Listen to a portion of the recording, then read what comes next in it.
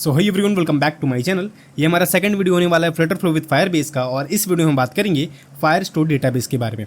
इससे पहले मैंने ऑलरेडी एक वीडियो बना रखा है जिसमें बताया कि आखिर आप फायरबेस को कैसे सेटअप कर सकते हो अपने फ्लटर फ्लो प्रोजेक्ट में। अगर आपने नहीं देखा वो देख लो, क्योंकि इसमें मैंने दो तरीके बताए हैं सेटअप करने के।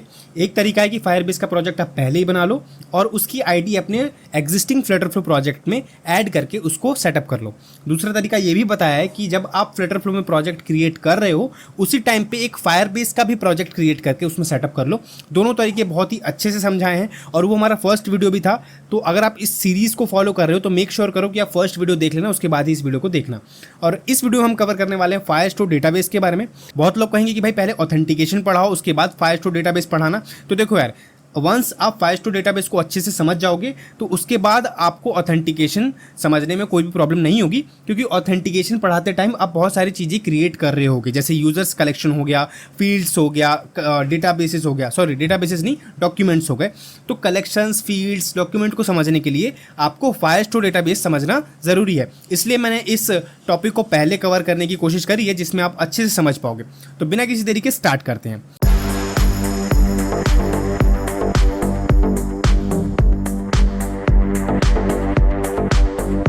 तो सबसे पहले हम समझते हैं कि फायरस्टोर डेटाबेस है क्या। तो उसके लिए चलते हैं इनकी ऑफिशियल डॉक्यूमेंटेशन पे, जहां पे इन्होंने कुछ बहुत ही अच्छे से डेफिनेशन लिख रखी है और उसको समझते हैं।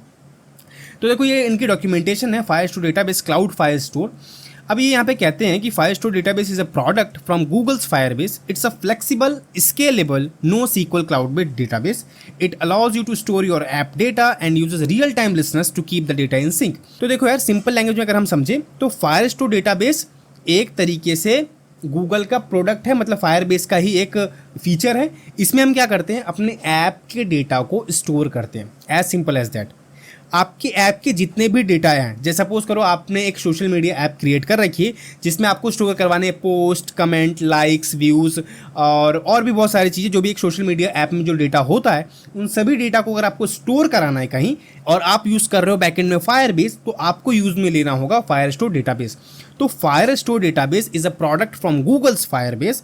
फायरबेस का ही एक प्रोडक्ट है Firestore database. It's a flexible, scalable, no SQL cloud database. ठीक है, अब आप कहोगे नो सीक्वल का क्या मतलब होता है। तो the no SQL database is a schemaless database. That means the data is not stored in a table format. You actually don't have, अगर आपने किसी ने माई सीक्वल यूज़ कर रखा होगा तो उसमें आपको पता होगा कि जो डेटा है वो टेबल फॉर्मेट में हम उसमें स्टोर कराते हैं। हम मल्टीपल टेबल्स बनाते हैं, सपोज प्रोडक्ट डिटेल, तो उसमें अलग अलग टेबल्स की फॉर्म में हम डेटा स्टोर कराते हैं। बट जो फायरस्टोर डेटाबेस है वो नो सीक्वल डेटाबेस है। इट मीन्स कि हम इसमें डेटा स्टोर कराने के लिए कलेक्शंस क्रिएट करते हैं, डेटा ऐड करते हैं, फील्ड्स बनाते हैं। ठीक है, तो आप इतना समझो कि फायरस्टोर डेटाबेस एक फीचर है फायरबेस का, एक प्रोडक्ट है फायरबेस का, जिसमें हम अपने ऐप के सारे डेटा को स्टोर करते हैं। अभी के लिए इतना समझो, ज़्यादा डिटेल में मत घुसो, आगे हम डिटेल में इसको कवर करेंगे। ठीक है, तो अब देखो, जो कुछ की टर्म्स हैं आपको फायरस्टोर डेटाबेस यूज़ करते टाइम आपको याद रखनी होगी। अब आपको वो है क्या, तो देखो यार, कलेक्शन, डॉक्यूमेंट, फील्ड्स, बहुत ही सिंपल है, सिंपल लैंग्वेज समझना। कलेक्शन मतलब ऐसा समझो कि इसको ऐसा समझो कि टेबल फॉर्म में आपको ज़्यादा समझ में आएगा। आप एक्सेल यूज़ करते हो ना, तो एक्सेल में आपकी मल्टीपल शीट्स होती हैं। ठीक है, शीट्स 1, शीट 2, शीट 3। तो यहाँ पे क्या होता है, यहाँ पे मल्टीपल कलेक्शंस होती है। सपोज अगर मेरे को यूज़र्स का डेटा इसमें स्टोर कराना है तो मैं एक यूज़र्स के नाम से कलेक्शन बनाऊंगा और उस कलेक्शन में सारे यूज़र्स का डेटा रहेगा। अगर मेरे को टू डू लिस्ट को स्टोर कराना है तो मैं एक टू डूज नाम से कलेक्शन बनाऊंगा और उस कलेक्शन में सारा डेटा टू डूज का जो भी होगा वो उस कलेक्शन में स्टोर होगा। समझ रहे हो। अगर मैं चाहता हूं कि भाई मैं अपने पोस्ट्स को, जो भी मेरे सोशल मीडिया ऐप के पोस्ट्स हैं या कमेंट्स हैं, उसको स्टोर कराऊं, तो मैं उसके लिए अलग से कलेक्शंस बनाऊंगा और उस कलेक्शन में सिर्फ पोस्ट्स या कमेंट्स स्टोर कराऊंगा। समझ रहे हो। एक बार फिर से समझो इसको। कलेक्शन क्या होता है, कलेक्शन एक मेन कंटेनर है जिसमें हम एक स्पेसिफिक डेटा को स्टोर करवाते हैं। डॉक्यूमेंट क्या होता है, उस कंटेनर में जितने भी डेटा डाल रखें, जितने भी यूजर्स के डेटा डाल रखें, तो हर एक यूजर एक डॉक्यूमेंट है। जैसे कि यहाँ पे एक यूज़र कलेक्शन बनाया है, उसमें मल्टीपल यूज़र है, यूज़र 1, यूज़र 2, यूज़र 3, तो हर एक यूज़र एक डॉक्यूमेंट है। और जो भी उस डॉक्यूमेंट के अंदर डेटा है, जैसे कि उसका नेम, उसका एज, उसका रीज़न, उसका ईमेल आईडी, उसकी डीओबी, उसका इमेज पाथ, वो सब फील्ड्स हैं। तो आई होप आपको ये तीनों टर्म्स समझ में आ गए होंगे। तो उसके बाद नीचे चलते हैं। अब यहाँ पे बोल रहा है कि अगर स्ट्रक्चरिंग करना है आपको डेटाबेस का, अब देखो जब आप किसी भी टाइप के अपने ऐप के डेटा को स्टोर कराते हो किसी भी डेटाबेस में, नो मैटर वो फायर स्टोर हो या किसी भी डेटाबेस में, तो आपको उसको स्ट्रक्चर करना आना चाहिए। ये माई सीक्वल में भी होता है, नो सीक्वल में भी, किसी भी डेटाबेस को अगर आप यूज़ करोगे तो उसमें आपको ना अपने डेटाबेस को स्ट्रक्चर करना आना चाहिए। तो अब ये कह रहे हैं यहाँ पे कि आप जब फ्लटर फ्लो में यूज़ करते हो फायरबेस को, तो आप दो तरीके से डेटा को स्ट्रक्चर कर सकते हो। एक है टॉप लेवल कलेक्शंस, एक है सब collection with documents. Top level collections और दूसरा है सब कलेक्शन विद इन डॉक्यूमेंट्स। अब क्या मतलब है इसका, अब इसको पढ़ के नहीं बताऊंगा, मैं एग्जांपल की हेल्प से समझाऊंगा, इस इमेज की हेल्प से आपको ज़्यादा समझ में आएगा। अगर आपको डिटेल में पढ़ना है तो उनकी डॉक्यूमेंटेशन पर अच्छे से लिखा हुआ है, आप उसको पढ़ सकते हो। अब देखो टॉप लेवल कलेक्शंस क्या होता है। सपोज करो आपने एक सोशल मीडिया ऐप बना ली है, उसमें आपको क्या करना है, उसके पोस्ट्स और उसके कमेंट्स स्टोर कराने हैं। पोस्ट्स, जो भी पोस्ट्स हैं उसको और उनके कमेंट्स को स्टोर कराने हैं। तो आपके पास दो तरीके हैं, दो तरीके होते हैं स्टोर कराने के, स्ट्रक्चर करने के डेटाबेस से। पहला है top level collection. Top level collection क्या कहता है कि आप हर चीज़ के लिए सेपरेट कलेक्शंस बनाओ, ठीक है।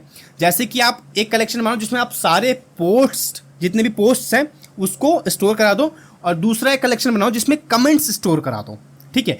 बट आप कहोगे भैया अपने पोस्ट स्टोर करा दिए इस वाले कलेक्शन में, कमेंट्स भी स्टोर करा दिए, बट कैसे पता चलेगा कि कौन सा कमेंट किस पोस्ट का है, ठीक है। तो देखो यार, जब आप टॉप लेवल कलेक्शन डेटाबेस को स्ट्रक्चर करते हो ना, तो आप क्या करते हो, दो कलेक्शन बनाते हो, एक पोस्ट के लिए, एक कमेंट के लिए। बट जब आप कमेंट के लिए जब बनाते हो कलेक्शन, तो हर डॉक्यूमेंट में उस कमेंट कलेक्शन के जितने भी डॉक्यूमेंट्स होते हैं, क्या होते हैं डॉक्यूमेंट्स, जितने भी कमेंट्स हैं उसके अंदर, कमेंट 1 कमेंट 2, तो हर कमेंट में एक पोस्ट का रेफरेंस, एक फील्ड ऐड कर देते हो, समझ रहे हो, एक फील्ड ऐड कर देते हो जिसमें पोस्ट रेफरेंस होता है, और वो पोस्ट रेफरेंस होता है वो जिस भी पोस्ट का कमेंट है। सपोज जो पोस्ट 1 के दो कमेंट है, एक कमेंट है 1 कमेंट 2, तो इस दोनों पोस्ट में एक फील्ड ऐड कर रखी है पोस्ट रेफरेंस, पोस्ट रेफरेंस। इस पोस्ट में इस पोस्ट 1 का रेफरेंस स्टोर हो रखा होगा, ठीक है। तो दो तरीके होते हैं, एक होता है टॉप लेवल कलेक्शन, एक होता है सब collection with in a document. तो आपको टॉप लेवल कलेक्शन सब, अब देखो यार ये चीज़ें अगर ज़्यादा लग रही है ना, ज़्यादा दिमाग में घुस नहीं रही है चीज़ें, तो इसको अभी इतना सीरियसली मत लो, इसको अभी हल्का लेके चलो, क्योंकि जब मैं प्रोजेक्ट हम बना रहे होंगे ना, तब उसमें आपको बेटर अंडरस्टैंडिंग होगी। बट ये मेरा फर्ज बनता है कि आपको पहले से ही बता के चलूं, बट ये चीज़ें और भी अच्छे से क्लियर हो जाएंगी जब हम एग्जैक्टली प्रोजेक्ट पे काम कर रहे होंगे, ठीक है। तो टॉप लेवल कलेक्शन में क्या होता है कि आप हर स्पेसिफिक डेटा के लिए अलग अलग कलेक्शंस बनाते हो, और उस दूसरे कलेक्शन का रेफरेंस देते हो जो भी उसका पेरेंट कलेक्शन होता है। इसमें पेरेंट कलेक्शन कौन सा है, पोस्ट। तो हर कमेंट के डेटा में एक पोस्ट रेफरेंस नाम की फील्ड ऐड हो रखी है, और वो रेफर करती है अपने पोस्ट को, ठीक है। तो एक तो होता है टॉप लेवल कलेक्शन, दूसरा होता है टॉप लेवल कलेक्शन, दूसरा होता है सब कलेक्शन विद इन डॉक्यूमेंट्स। अब ये क्या कहता है, अब ये कहता है कि जितने भी पोस्ट हैं आप उसको एक कलेक्शन में डालो, आप एक ही कलेक्शन बनाओ, सिर्फ पोस्ट। टॉप लेवल कलेक्शन में क्या था कि आप हर डेटा के लिए अलग अलग कलेक्शन बनाते हो और पोस्ट को रेफरेंस देते हो। बट सब कलेक्शन विद इन डॉक्यूमेंट में क्या होता है कि आप एक ही कलेक्शन बनाओ पोस्ट के नाम से, और पर डॉक्यूमेंट में जितने भी डॉक्यूमेंट होते हैं पोस्ट के, उसके अंदर एक सब कलेक्शन बना दो कमेंट्स के नाम से, समझ रहे हो। एक मेन पोस्ट कलेक्शन बनाई मैंने, और हर पोस्ट में जितने भी मेरे पोस्ट है, सपोज मैंने एक कलेक्शन में 5 पोस्ट हैं, तो 5 पोस्ट में हर पोस्ट के साथ मैं एक सब कलेक्शन ऐड कर दूंगा कमेंट्स नाम का। उसमें क्या होगा, उस पोस्ट से रिलेटेड जितने भी कमेंट्स होंगे वो उसी सब कलेक्शन में स्टोर हो जाएंगे, मुझे अलग से कलेक्शन बनाने की ज़रूरत नहीं पड़ेगी। जैसे कि यहाँ पे इस इमेज में दिखाया गया है, सपोज मेरी एक कलेक्शन मैंने पोस्ट नाम से बनाई है, और जैसे ही मैंने ये डॉक्यूमेंट स्टोर किया पोस्ट 1, इसी के अंदर मैंने एक सब कलेक्शन बना रखा है। देखो सब कलेक्शन बोलते हैं इसको, सब कलेक्शन। और ये बनाएंगे कैसे मैं बताऊँगा आपको, इसको बोलते हैं सब कलेक्शन। तो इसी पोस्ट 1 में इसने सब कलेक्शन नाम का एक कलेक्शन बनाया, और इसमें इस पोस्ट से रिलेटेड जितने भी कमेंट थे उसने इस यहाँ पे इसको स्टोर करा दिया, ठीक है। तो इसमें आपको अलग अलग कलेक्शन बनाने की ज़रूरत नहीं होती, आप हर पोस्ट के हिसाब से उसकी अंदर सब कलेक्शन बना दोगे, और जितने भी कमेंट्स होंगे उस पोस्ट से रिलेटेड आप उसी में स्टोर कर दोगे। ये एग्जांपल हमने पोस्ट और कमेंट के लिए लिया है, बट ये एग्जांपल आप किसी भी चीज़ में अप्लाई कर सकते हो। तो आई होप आपको दोनों तरीके, टॉप लेवल कलेक्शन और सब कलेक्शन विद इन डॉक्यूमेंट, समझ में आए होंगे। मैं एक बार फिर से रिपीट कर देता हूँ अगर आप कंफ्यूज हो गए हो तो। टॉप लेवल कलेक्शन में क्या होता है कि आप अलग अलग कलेक्शन बनाते हो, जैसे कि कमेंट का अलग, पोस्ट का अलग, और कमेंट में जब आप ऐड कर रहे होते हो कोई भी डॉक्यूमेंट तो उसमें पोस्ट रेफरेंस एक फील्ड ऐड हो जाती है और वो रेफर कर रही होती है जो भी उससे एसोसिएटेड पोस्ट होते हैं, ठीक है। दूसरे में क्या होता है, सब कलेक्शन विद इन डॉक्यूमेंट्स में होता है कि आप एक ही कलेक्शन बनाते हो पोस्ट नाम से, बट आप पोस्ट के ही अंदर सब कलेक्शन बनाते हो जो उसमें क्या करते हैं कि हर पोस्ट से एसोसिएटेड जो भी कमेंट्स होंगे वो उस सब कलेक्शन में स्टोर हो जाएंगे। समझ गए? इतना समझ में आएगा? कोई प्रॉब्लम नहीं है और होनी भी नहीं चाहिए। अगर आपको कोई प्रॉब्लम है तो फिर से इसको देखो, मैं फिर से समझाने वाला नहीं हूँ, ठीक है। इतना समझ में आ गया, कोई प्रॉब्लम नहीं है। अब देखो, अब बात करते हैं कि भाई एक्चुअल में क्रिएट कैसे करते हैं कलेक्शन को। कलेक्शन हमने बहुत पढ़ लिया कि भाई एक यूज़र नाम से कलेक्शन बनाऊंगा, उसमें मैं यूज़र का डेटा स्टोर करूंगा। मैं एक टू डू नाम से कलेक्शन बनाऊंगा, उसमें टू डू नाम से जितने भी मेरे डेटा होगा मैं उस टू डू कलेक्शन में स्टोर करूंगा। बट ये कलेक्शन बनाना कैसे है, पहले हम इतना तो सीखें। बहुत सिंपल है, चलते हैं नेक्स्ट फेज में जिसको बोलते हैं क्रिएटिंग कलेक्शन फेज। अब देखो यहाँ पे कहते हैं a collection is a group of documents. For example you could have a users collection that contains a list of documents each representing a single user. जैसे कि मैंने बताया कि एक कलेक्शन ग्रुप ऑफ डॉक्यूमेंट्स होता है। डॉक्यूमेंट्स कुछ नहीं होता, उस कलेक्शन के अंदर जितने भी डेटा है उसको ग्रुप कर दो तो कलेक्शन बन गया। अब मेरे एक कलेक्शन में 10 यूजर हैं, 10 यूजर को इकट्ठा करके तो एक यूजर नाम से कलेक्शन हो गया। तो ये यहीं पे कह रहा है, तो एक कलेक्शन को बनाते कैसे हैं वो सिंपली मैं जाता हूँ। ये कह रहा है क्रिएट फाइल स्टोर नेविगेशन, बहुत सिंपल है। चलते हैं अपने फ्लटरफिल प्रोजेक्ट में और उसको बना के देखते हैं। मैं सिंपल जाता हूँ अपने फ्लटरफिल प्रोजेक्ट में और देखो यहाँ मैं आता हूँ फायर स्टोर में। और फायर स्टोर को यूज़ करने से पहले देखो यहाँ पे डिफ़ॉल्ट यूज़र जो है कलेक्शन यहाँ पे हमें बना बनाया मिलता है। जब हम फायरबेस को सेटअप कर रहे होते हैं तो यहाँ पे यूज़र कलेक्शन डिफ़ॉल्ट बना होता है। तो आप चाहो तो उसको डिलीट भी कर सकते हो, बट मैं यहाँ पे एक और एक्स्ट्रा बना के आपको दिखाऊंगा जिससे समझ में आ जाएगा आपको। बट आपको अपने फायरबेस की प्रोजेक्ट को कॉन्फ़िगर करना पड़ेगा फायर स्टोर के हिसाब से, तभी आप यहाँ पे कलेक्शन बना पाओगे, अदरवाइज नहीं बना पाओगे। अब आप कहोगे कि भैया सेटअप कैसे करना है, बहुत सिंपल है। चलते हैं अपने फायरबेस प्रोजेक्ट में। ये इंटरफेस आप खोल लेना, आपका जहाँ पे भी प्रोजेक्ट रखा होगा उसमें खोल के फायर स्टोर डेटाबेस में आ जाना। और यहाँ पे देखो अभी तक अगर आपने स्टार्ट नहीं किया तो यहाँ पे क्रिएट डेटाबेस के नाम से ऑप्शन आ रहा होगा, आप सिंपली उस पर क्लिक करोगे और ये यहाँ पे पॉपअप खुल के आ जाएगा। आप अपने लोकेशन चूज़ कर सकते हो। मैं अभी के लिए यहाँ पे चूज़ कर रहा हूँ मुंबई और मैं यहाँ पे नेक्स्ट करता हूँ। आप इसको अभी के लिए टेस्ट मोड में चलाना, बाद में हम प्रोडक्शन मोड में इसको चलाएंगे। टेस्ट मोड में चला के क्रिएट कर दो।